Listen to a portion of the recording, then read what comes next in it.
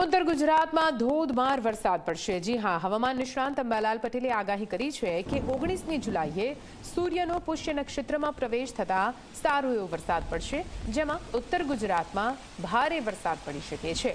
23થી 27મી જુલાઈ સુધી ગુજરાતમાં વધુ એક સિસ્ટમ સક્રિય થશે। રાજ્યના ઉત્તર અને પૂર્વ ભાગમાં વરસાદ પડશે। દક્ષિણ ગુજરાત અને કચ્છમાં પણ ભારે વરસાદ પડી શકે। સૌરાષ્ટ્રના ભાગોમાં પણ ભારે વરસાદ પડશે।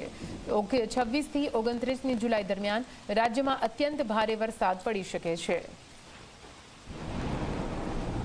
હમણાં વરસાદની સિસ્ટમ લગભગ રાજસ્થાનના ભાગોમાં થવાની શક્યતા હતા।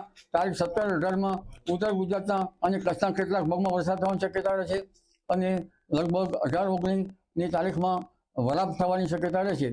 ત્યારબાદ લગભગ એક બીજી સિસ્ટમ જે આવી રહી છે 18મી તારીખ આસપાસ તે પૂર્વી મધ્યપ્રદેશમાં વરસાદ થવાની શક્યતા રહે છે। પરંતુ જે એક મજબૂત સિસ્ટમ 26થી 30 જુલાઈમાં આવી રહી છે તે સિસ્ટમના કારણે ગુજરાતના ઘણા ભાગોમાં વરસાદ થવાની શક્યતા રહે છે, જેમાં ઉત્તર ગુજરાતના ભાગો, મધ્ય ગુજરાતના ભાગો, પૂર્વ ગુજરાતના ભાગો ભારે વરસાદ થવાની શક્યતા રહે છે। આ ઉપરાંત દક્ષિણ ગુજરાતના ભાગોમાં પણ ભારે વરસાદ થવાની શક્યતા રહે છે।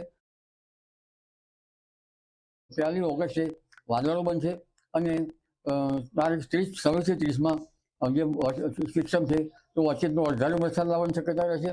આ વખતે પવનનું જોર વધારે રહેવાની શક્યતા 26થી 30માં રહે છે અને 7થી 10 ઓગસ્ટમાં લગભગ દક્ષિણ ગુજરાતના ભાગો અને ગુજરાતના અન્ય ભાગમાં વરસાદ થવાની શક્યતા છે। વરસાદ મોટા ફોરાનો હશે।